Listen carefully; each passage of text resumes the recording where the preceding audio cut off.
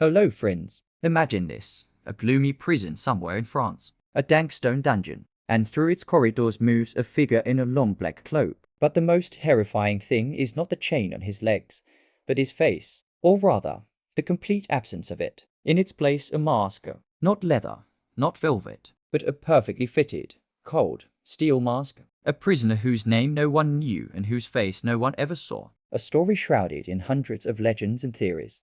Who was he? The twin brother of Louis XIV? A disgraced nobleman? Or someone whose very existence could shake the throne of the Sun King himself? Let's try to separate fact from fiction in one of the most mysterious pages of European history.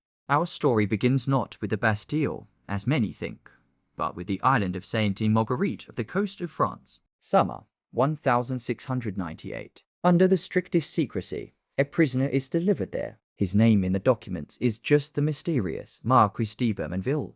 But the key detail is the order. He is to be kept under maximum security and his face must never be seen. For this, the infamous mask was crafted. An important nuance. Contrary to Hollywood legends, the mask was not a solid, suffocating shell that caused constant torment. It was likely a half mask, covering the upper part of the face with steel clasps, which could be removed for meals. But the order was ironclad.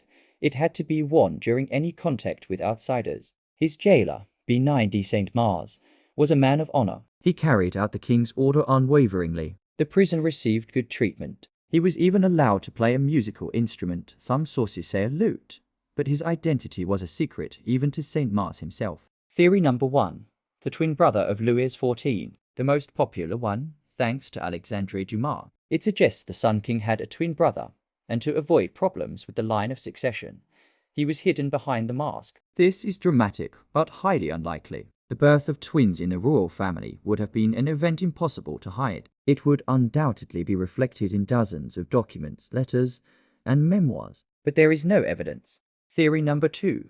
The real father of Louis XIV. Another legend claims King Louis XIII was infertile, and the heir was born to Queen Anne of Austria from her lover. This lover was supposedly Cardinal Mazarin or the Duke of Buckingham, and the masked prisoner was that very real father, locked away to hide the truth. Romantic, but again, lacks any documentary proof. Theory number 3.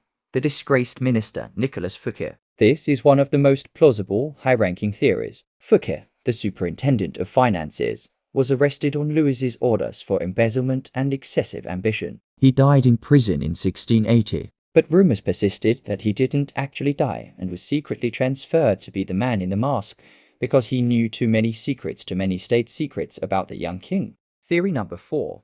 A traitorous general. The most mundane, yet most probable theory. It was likely a man named Count Ercole Antonio Mattioli, an Italian adventurer. He promised Louis XIV help in a secret deal to purchase a key fortress, but then double-crossed him and spilled the secrets to France's enemies. In revenge, the king ordered him locked away for eternity, making the punishment symbolic.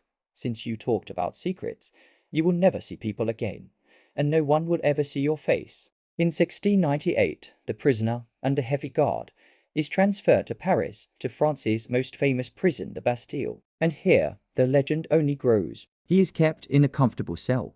His every wish is granted, except for one freedom and the right to show his face. He died in 1703, and his secret died with him. That same night, by order, all his belongings were destroyed, inscriptions were scraped from the walls, and his body was buried under the pseudonym Marchielli in a church cemetery. Jailer Saint-Mars had fulfilled his duty to the very end.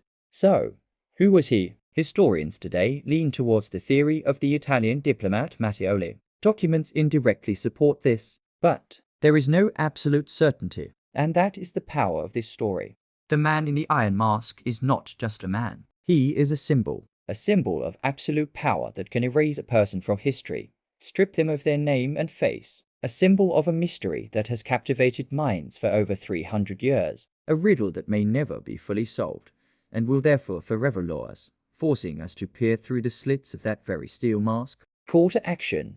What do you think? Who was hiding behind the iron mask? Write your theories in the comments. If you enjoyed this dive into historical mysteries, please give the video a thumbs up, subscribe to the channel, and hit the bell icon so you don't miss new stories. Until next time in the past.